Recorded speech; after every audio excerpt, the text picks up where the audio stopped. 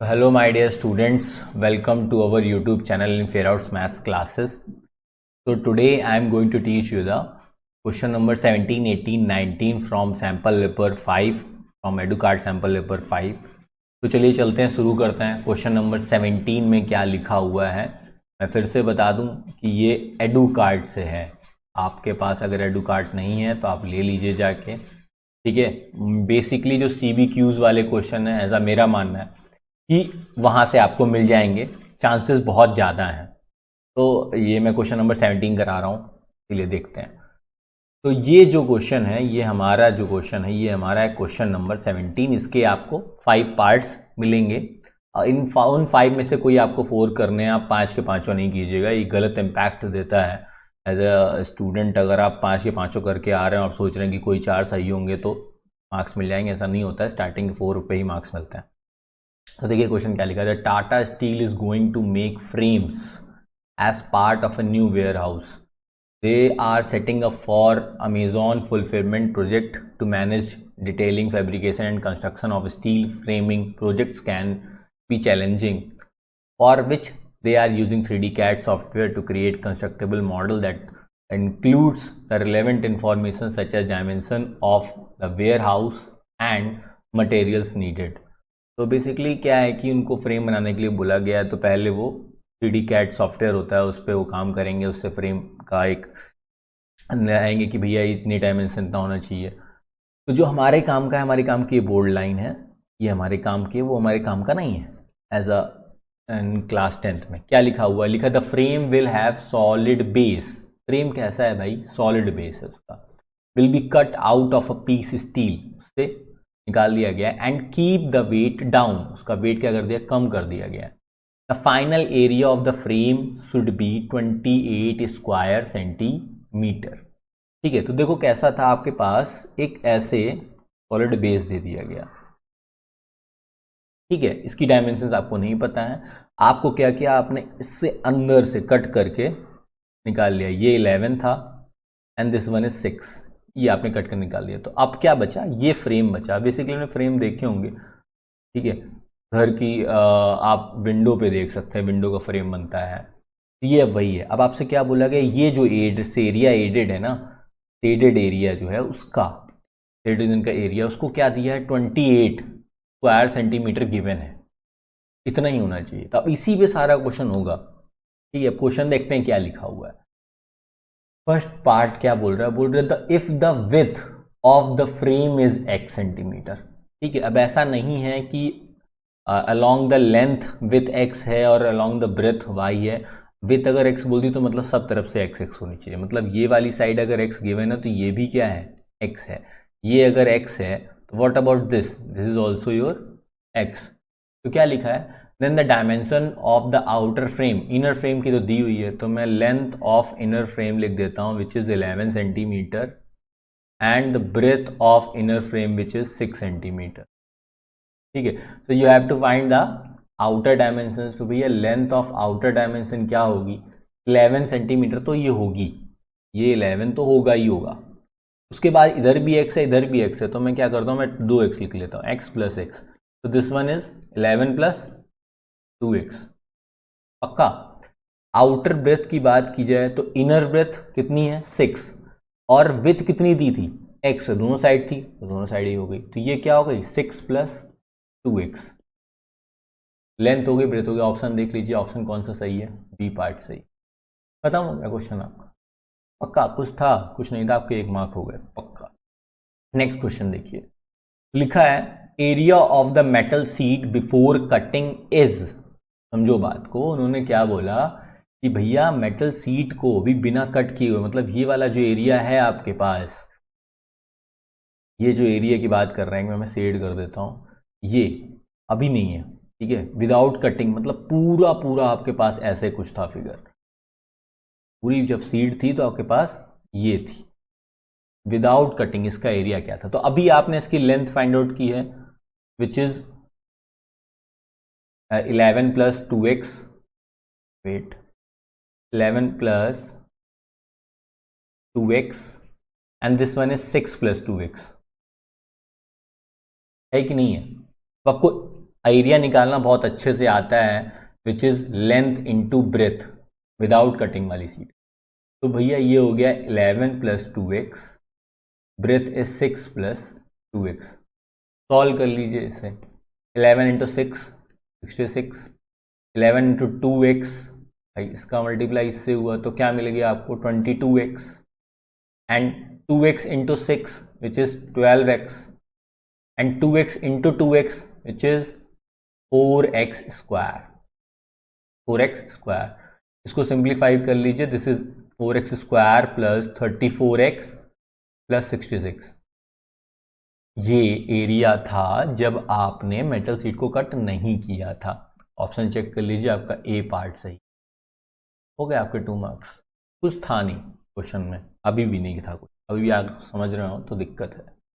Now question number 3 क्या है? Area of metal sheet in square centimetre after cutting out 11 × 6 centimetre is. ठीक है, तो अब तुमको क्या पता करना है? तुमको ये जो शेडेड पार्ट है ना भाई साहब, उसका तुम्हें एरिया पता करना है। क्या पता करना है? उसका एरिया पता करना है। तो बहुत इजी है।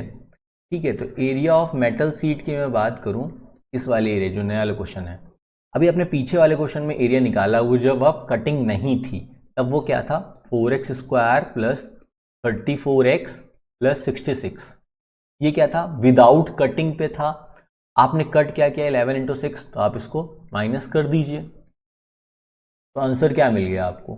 4x² + 34x + 66 - 66। ये और ये क्या हो गया? Cancel out. तो बचा क्या आपके पास?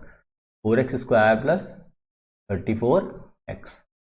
पक्का और कुछ बचा नहीं? तो आंसर क्या हो रहा है आपका? D part. खत्म। क्वेश्चन नंबर 3 भी सॉल्व हो गया। कुछ था? नहीं था।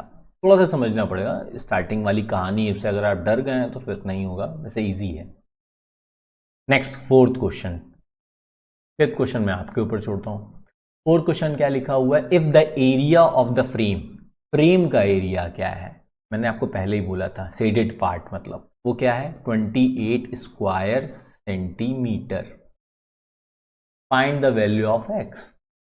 अभी इससे जस्ट पीछे वाले क्वेश्चन में आप इस फ्रेम का area in terms of x find out करके आए हैं। अलजेब्रिक इक्वेशन में, क्वाड्रेटिक इक्वेशन में आप फाइंड आउट करके आए हैं। क्या फाइंड आउट किया था आपने? 4x² + 34x। ये किसके बराबर होगा? ये 28 के बराबर। इसको सॉल्व कर लीजिए आप। 4x² + 34x - 28 = 0। कुछ भी फॉर्मूला लगा लीजिए, क्वाड्रेटिक फॉर्मूला लगा दीजिए, या फिर आपको अगर कर पा रहे हैं तो वैसे। तो जब आप सॉल्व करेंगे तो x की वैल्यू 0.75 अराउंड समथिंग आएगी है, मैं आपको बता रहा हूँ। अब आपको नियर अबाउट देखना पड़ेगा। तो देखिए 1.4 बहुत बाहर है, 1.3 बहुत बाहर है, 1.1 बहुत बाहर है, तो जो नियर अबाउट पड़ता है आंसर वो आपका पड़ता है 0.8। तो जो x की वैल्यू हो जाएगी वो हो जाएगी आपकी 0.8 सेंटीमीटर। खत्म हो गया। क्लियर है? कोई दिक्कत है? नहीं। तो ये रहा इसका 5th part, perimeter of the frame. ठीक है, आउटर में ये बात मैं कर रहा हूं। ठीक है, मैं पहले लिख देता हूं आउटर बाउंड्री। अब पता होना चाहिए आपको पेरीमीटर का मतलब क्या होता है। आउटर बाउंड्री आपको पता करनी है। ये क्वेश्चन आपके ऊपर है, होमवर्क है, आप मुझे कमेंट करके आंसर दें। ठीक है, कमेंट बॉक्स में आंसर दें कि क्या आ रहा है। Is it clear? चलिए, अब ये रहा क्वेश्चन नंबर 17। अब क्वेश्चन नंबर 18 में चलते हैं। चलिए आ जाते हैं आपके क्वेश्चन नंबर 18 में। ये जो क्वेश्चन नंबर है वो आपका है क्वेश्चन नंबर 18। ठीक है, आपके सैंपल पेपर 5 का। अब लिखा है उत्तरबंध सर्वजनीन दुर्गोत्सव committee had started planning for their Durga Puja a year in advance with a mega budget in mind. Okay, so Bhole Ram Tents is given a contract by Municipal Corporation of Budayu, Uttar Pradesh, India to set up a mega function pandal tent, basically tent. Okay, the architect has designed a tent of height 7.7 meter in the form of a right circular cylinder of diameter 36 meter and the height 4.4 meter surmounted by a circular कोन। अब ये जो height है बेटा 4.4, ये कोन की नहीं है, basically ये जो हाइट है ये इसकी है सिलेंडर की, तो इसको आप थोड़ा सा करेक्शन कर लीजिए, बुक में भी गलत है ये। This tent is setup in a rectangular park, और ये 70x60 जो है ये आपका रेक्टेंगुलर पार्क है। ये जो आपको दिया है ना बेटा 70 metre and this one is 60 metre, ये आपका रेक्टेंगुलर पार्क है। आपसे बोला गया the tent is made of canvas, तो जो टेंट है वो कैनवास से मिलकर बना। आप देखिए, तो यही एक बेसिकली बहुत अच्छी चीज़ है। लोग क्या करते हैं, जब उनसे बोला जाता है कि टेंट वाला क्वेश्चन है, आपको सरफेस एरिया फाइंड आउट करना है कैनवास का, तो लोग ये बॉटम सरफेस एरिया भी काउंट कर लेते हैं, जो बिल्कुल गलत है। ये आपको नहीं करना है, बॉटम पे हम कपड़ा नहीं लगाते हैं, ठीक है। इस चीज़ से थोड़ा सा अवॉइड होकर चलिए, बाकी हो जाएगा क्वेश्चन। तो this is your first question, उसका है।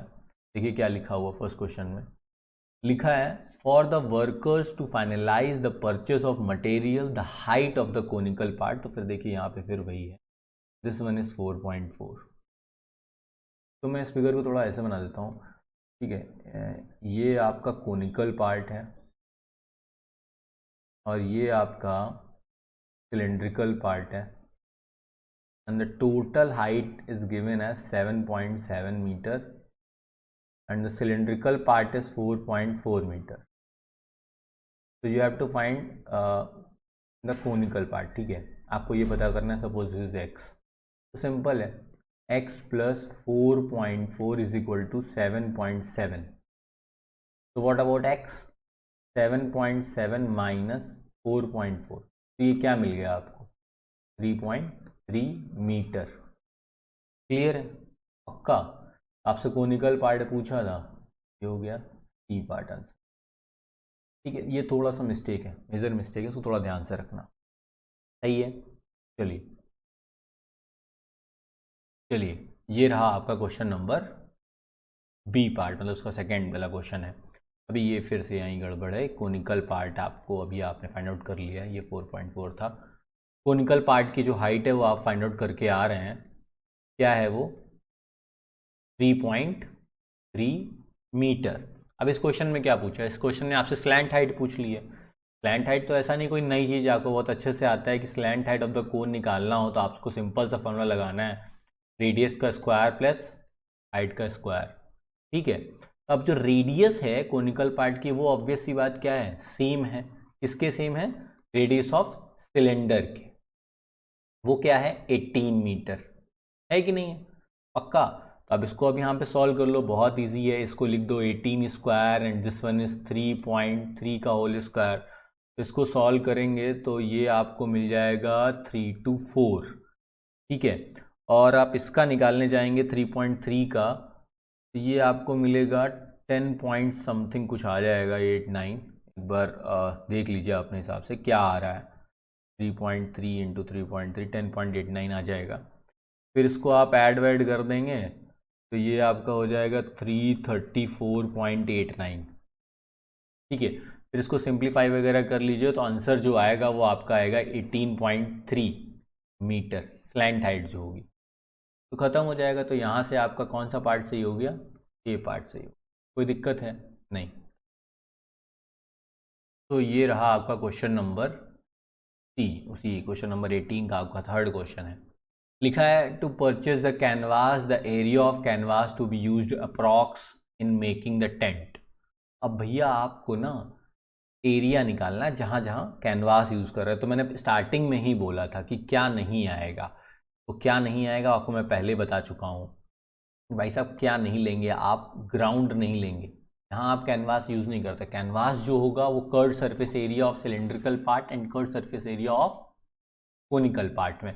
तो बहुत इजी है, मैं कैलकुलेशन नहीं करने जा रहा हूँ, मैं सिर्फ कैनवास यूज्ड एरिया लिखूँगा, ठीक है। कैनवास यूज्ड एरिया जो है हमारा वो क्या है, फिर से देखो मेरा 2 पाई आर एच, एच में यहाँ पे एच सी वाई लिख रहा हूँ, सी वाई मतलब height of cylindrical part and pi R L, L तो आपको पता है क्या है, slant height of conical part. आपने अभी इससे पहले निकाल के आए हैं, क्या निकाली थी आपने, 18.3 समथिंग थी जहाँ तक मुझे याद है। तब बस आप इसी को सॉल्व कर लीजिए, चुपचाप वैल्यूज़ रख दीजिए, आंसर्स आ जाएंगे आपके। ये हो गया 2, this is your pi and this is your r की वैल्यू आपको पता है 18 है। एच सी वाई जो होगा हाइट ऑफ सिलेंड्रिकल पार्ट वो 4.4 मीटर है। स्टार्टिंग में ही मैंने एरर बताया था, क्वेश्चन में बुक में छपा हुआ है, मेरी गलती नहीं है उसमें। Then pi and r is your given as same as 18 and जो आपने एल निकाला था वो 18.3 समथिंग था इससे प्रीवियस वाले क्वेश्चन में ही। हाँ, स्लैंट हाइट। आप बस वैल्यूज़ हैं पुट कर दीजिए, सॉल्व कर दीजिए और मुझे आप कमेंट बॉक्स में बताइए कि सर इसका आंसर क्या आ रहा है। तो आप कमेंट बॉक्स में मुझे आप इसका आंसर बताइएगा। सिर्फ आपको कैलकुलेशन करनी है, आपको कुछ नहीं करना, बाकी मैंने आपको सब बता दिया है कि क्या प्रोसीजर है, कैसे करते हैं। ठीक है, तो कोई डाउट है? नहीं, कोई डाउट नहीं है। चलिए क्वेश्चन नंबर डी में चलते हैं। अब क्या लिखा हुआ है, ये भी क्वेश्चन बहुत सिंपल सा है, इसमें कुछ नहीं है। लिखा है the cost of canvas at 4.5 rupees per square metre. ये भी इस क्वेश्चन में भी कुछ नहीं है। आप जो प्रीवियस वाले क्वेश्चन में आंसर निकाल के आ रहे हैं, ठीक है, सपोज आपका कैनवास यूज्ड आ गया है, आई थिंक मैं मान रहा हूँ एक्स आ गया है। अगर 1 मीटर के लिए 4.5 रुपये नहीं 4.5 रुपीज़ दे रहे हैं, तो एक्स के लिए भी क्या करेंगे आप 4.5। तो फिर इससे क्या करना है आपको, जो भी आंसर आएगा पिछले वाले क्वेश्चन में 4.5 का मल्टीप्लाई कर देना, यहाँ पे आंसर आ जाएगा। तो इसका भी आंसर कहाँ चाहिए मुझे, कमेंट बॉक्स में। मैं आपको सिर्फ मेथड बता रहा हूँ, वो टाइम नहीं रहा है कि मैं ये क्वेश्चन सॉल्व करूँ। क्वेश्चन सॉल्व करूँगा फिर आप क्या सीखेंगे, ठीक है। तो आपको कहीं से भी लग रहा है क्वेश्चन क्या 10th का बेस का है, मुझे तो नहीं लगता। बस और सिर्फ एक ही चीज़, जो कॉन्सेप्ट है जो 10th में आप सीखते हैं वो है क्या, कि यहाँ पे जो सॉलिड आया हुआ है वो कंबाइंड सॉलिड है, मतलब कोन भी दे रखा है और सिलेंडर भी दे रखा है, इसलिए क्लास 10 का क्वेश्चन लग रहा है। बाकी इसमें कुछ भी नहीं है, बाकी आप करके सब कुछ आए क्लास 8th और 9th में, ठीक है। सो this is the question number D यानी 4th। And now the last question, the area of rectangular park outside the tent. ये इस क्वेश्चन को मैं बता देता हूँ, क्योंकि मैं सब कुछ आप ही से करवाऊंगा तो फिर मैं क्या करूँगा। आपसे बोला है कि एरिया ऑफ रेक्टेंगुलर पार्क, मतलब इस रेक्टेंगुलर पार्क का एरिया बताना है आउटसाइड द टेंट। मतलब ये आपके पास पार्क था, इसकी आपको पता है कि ये 70 है, दिस वन इज 60, ये आपको अच्छी बात पता है, बट इसी में कहीं ना कहीं टेंट लग गया ना। तो आपसे क्या बोला है, टेंट के आउटसाइड एरिया कितना बचा, that means you have to find the shaded area, जो मैंने दिखाया अभी। इजी है। तो मैं अगर इस एरिया की बात करूं तो मैं लिखूंगा कि भाई देखो रेक्टेंगुलर पार्क कितना है 70 इंटू 60, देन आप माइनस कर दीजिए क्या, इसकी डाया दी है आपको 36, तो आप क्या करेंगे, इसी का तो एरिया निकालेंगे। तो आप एरिया निकाल लीजिए, पाई इंटू 18 स्क्वायर, खत्म क्वेश्चन। 70 इंटू 60 ये हो गया 4200, 18 का स्क्वायर 324 पाई। इसको सिंप्लीफाई कर लीजिए, जो भी आंसर आए वो आपका भाई इंतजार कर रहा है। आप कमेंट बॉक्स में बताइए आंसर क्या आ रहा है इसका, ई पार्ट का भी। आपको कौन कौन से के आंसर बताने हैं पता है, क्वेश्चन नंबर 17 का 5th वाला के बाद इन दोनों के कमेंट बॉक्स में सिर्फ कैलकुलेशन है, इसका और इसका और इसका, ठीक है। कुछ दिक्कत लगी क्वेश्चन नंबर 18 में, कुछ भी नहीं था, ठीक है, कुछ भी नहीं था। हाँ, अगर आपको फॉर्मूलेज नहीं आते हैं then I can't help you, कोई भी सहायता नहीं कर सकता मैं, तो चलो कुछ हूँ नहीं। तो now move on the question number 19 पे चलते हैं। भाई क्या है 19, चलिए शुरू करते हैं। क्वेश्चन नंबर 19 है आपका, ये कौन सा क्वेश्चन नंबर है भाई, 19 क्वेश्चन नंबर है। क्या है इसमें लिखा है, Ramesh places a mirror on level ground. Okay, Ramesh ने ये मिरर रख रखा है, ये आप देख सकते हैं, ये रमेश ने मिरर रख रखा है, ठीक है। To determine the height of the pole, इसकी पोल की हाइट पता करने के लिए, जो कि मान लीजिए h है, with traffic light fired on it, ठीक है, ये ट्रैफिक लाइट यहाँ पे फायर्ड हो रही है, जल रही है। He stands at a certain distance so that he can see the top of the pole reflected from the mirror. Ramesh eye level is 1.8 metre from the ground. अब ग्राउंड से जो रमेश की आई लेवल है which is 1.8 metre, and the distance of Ramesh and the pole from the mirror are 1.5 meter and 2.5 meter. That means this is 2.5 meter and this one is 1.5 meter. Is it okay? तो first question क्या बोल रहा है भाई? First question आपसे कहता है sir आप ये बताइए कि द टू सिमिलर ट्राइंगल्स, दो सिमिलर ट्राइंगल्स कौन कौन से दिख रहे? सर मैंने कहा ठीक है, देखो एक चीज़ तो भाई ये 90 डिग्री कॉमन हो गया एंगल, और हम थोड़ा सा फिजिक्स पढ़ के आए तो बोलते हैं angle of incidence is equal to angle of reflected. Angle of reflected किसके लिए? प्लेन मिरर के लिए। दैट मीन्स ये एंगल और ये एंगल बराबर हो गए, तो उस हिसाब से बाई ए सिमिलरिटी से दोनों ट्राइंगल सिमिलर हो गए। कौन कौन से ट्राइंगल सिमिलर हो गए? ट्राइंगल ए और ट्राइंगल सी, पहला पॉइंट। दूसरा पॉइंट देखो, बी पे 90 है, डी पे 90 है, तो यहाँ पे आ गया भाई साहब आपका बी, यहाँ पे आ गया डी, और एम वाले एंगल दोनों बराबर हैं, तो this one is M, one is, ये दोनों ट्राइंगल्स क्या हैं? सिमिलर हैं। कौन सा आंसर सही हो गया? B part. कुछ था? नहीं, धीरे धीरे मान चला। ये क्या है? क्वेश्चन हाइट एंड डिस्टेंस से है? नहीं, ठीक है, ये किससे है? ट्राइंगल से है। Now move on to the next question, जो इसका सेकंड क्वेश्चन है। सब जगह CBQ का वही सेम पैटर्न है कि आपको भैया वो 5 पार्ट दे देंगे, आपको 5 में से कोई 4 करना है। तो अब आई इसमें लिखा हुआ है कि आपने क्या देख के लगाया है, which criterion of similarity applicable of triangles. तो भैया हमने क्या लगाया था? हमने तो एंगल देखे थे, ये एंगल देखा था, ये एंगल देखा था, और ये तो हम कौन सा भाई? Triple A. अब दो एंगल बराबर मतलब तीसरा भी बराबर हो जाएगा, तो इसका आंसर डी पार्ट हो गया। तो ऐसे ही देखते ही हो गया ना। चलो भाई आगे बढ़ते हैं। अब क्या है? नेक्स्ट वाला क्वेश्चन देख लेते हैं। अब लिखा है द हाइट ऑफ द पोल, आपको पोल की हाइट बतानी है। ये देखिए, इसको एच लेट कर ले, तो बहुत सिंपल है। Height of the pole upon Ramesh eyes level कितना था? 1.8। हम वो वाला कॉन्सेप्ट लगाएंगे, कौन सा? जो हम पढ़ के आए हैं अभी, रेशियोज वाला डिवाइड, जो हमारा बेसिक फॉर्मूला मेथड है उसका, कि अगर दो ट्राइंगल सिमिलर हैं तो उनके साइड्स के रेशियोज के प्रोपोर्शंस क्या होंगे? सेम होंगे। मतलब हाइट वाला लिख लिया, देन फिर बेस वाला लिख लेते हैं। सो this is 2.5 and this is 1.5। इसको सिंप्लीफाई कर लिए, डेसिमल यहाँ से हटा लीजिए, ठीक है। तो 5 3 ज़ा 15, 5 5 ज़ा 25, तो h is equal to 1.8 into 5 upon 3, तो ये हो गया आपका 18, 5 ज़ा क्या होता है? 90 upon 3, so this is 3 metre. क्या मिल गया आपको? 3 मीटर। तो हाइट ऑफ द पोल जो आ गई वो क्या आ गई? 3। तो कौन सा आंसर सही है? ये पार्ट सही। पक्का? कोई डाउट है? देख लें अपने हिसाब से। चलिए, ये रहा आपका फोर्थ पार्ट है। तो ये क्या लिखा है? If Ramesh eye level is 1.2 metre, मतलब अगर ये जो आपको 1.8 है इसकी जगह 1.2 मीटर हो जाए, देन हाइट ऑफ द पोल, तब आप हाइट ऑफ द पोल निकालेंगे। ठीक है, सेम बात है ना कि भाई देखो, हमने पहले ही बोल दिया है कि ABM is similar as CDM। ये दो ट्राइंगल्स सिमिलर है, दो ट्राइंगल सिमिलर है, दैट मीन्स उनके रेशियोज, मतलब साइड्स के रेशियोज क्या होंगे? प्रोपोर्शनल होंगे, इक्वल होंगे। मतलब अब देखिए क्या लिखेंगे आप, h upon 1.2 is equal to 2.5 upon 1.5। Then question solve. Decimal हटाइए, 5 5 ज़ा 25, 5 3 ज़ा 15। अब देखिए h की वैल्यू यहाँ से क्या आ गई? 5 इंटू 1.2 अपॉन 3। इसको इससे मल्टीप्लाई कर दीजिए तो ये देखिए मिल जाएगा आपको 6/3। तो ये क्या मिल गया आपको? 2 मीटर। हाइट ऑफ द पोल क्या हो जाएगी? वो 2 मीटर हो जाएगी। खत्म, डी पार्ट का आंसर आ गया। कोई दिक्कत है? नहीं।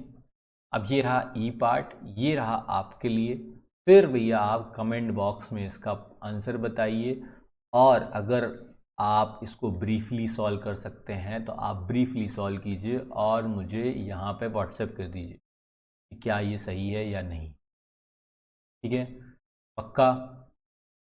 तो ये रहा आज की वीडियो में, बस इतना ही। Thank you so much. तो question number 17, 18, 19 from sample paper 5 से आपका हो चुका है एडू कार्ड से, तो सैम्पल पेपर 5 ख़त्म हो चुका है CBQ के लिए। अब सैम्पल पेपर 6 पे आएंगे नेक्स्ट वीडियो में। जल्दी मिलते हैं। Thank you so much.